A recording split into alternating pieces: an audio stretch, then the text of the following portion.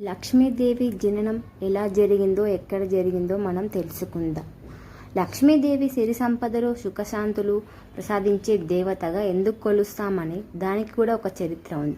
అదేంటో ఇప్పుడు చూద్దాం. విష్ణు పురాణం ప్రకారం దుర్వాస మహర్షి కల్పవృక్షములను దేవేంద్రునికి బహుకరిస్తాడు.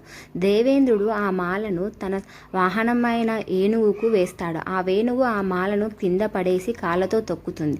దాంతో కోపేంద్రుడైన దుర్వాసుడు నీ రాజ్యం నుంచి లక్ష్మి వెళ్ళిపోగాక అని శపిస్తాడు. దాంతో స్వర్గలోకంలో ఐశ్వర్యం నశించిపోయింది. ఇదే సమయంలో రాక్షసులు బలవంతులయ్యారు. రాక్షసులు దండయాత్ర చేసి స్వర్గాన్ని స్వాధీనం చేసుకున్నారు. ఇంద్రుడు, ఇతర దేవతలు బ్రహ్మదేవుని వద్దకు వెళ్ళి జరిగిన విషయాలు వివరిస్తారు. ఆ తర్వాత బ్రహ్మదేవుడు దేవతలను వెంటబెట్టుకుని విష్ణు దగ్గరికి వెళ్ళి వివరిస్తారు. విష్ణువు వారికి ఒక పరిష్కారం చూపుతారు. అమృతాన్ని స్వీకరించి బలాన్ని పొంది రాక్షసులను ఓడించవచ్చని, సిరి సంపదలను మళ్ళీ పొందవచ్చునని, అందుకోసం క్షీరసాగరాన్ని మదించాలని విష్ణువు సలహా ఇస్తారు.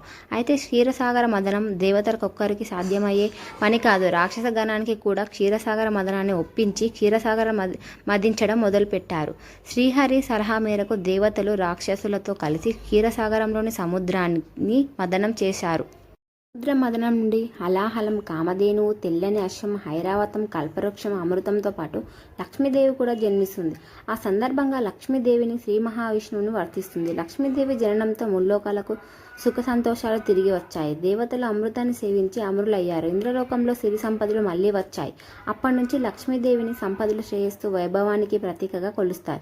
ముఖ్యంగా శుక్రవారాన్ని లక్ష్మీదేవికి ప్రతీకరమైన రోజుగా పురాణాలు పేర్కొంటున్నాయి. అందుకే శుక్రవారం రోజు ప్రజలు భక్తి శ్రద్ధలతో అమ్మవారిని పూజిస్తారు.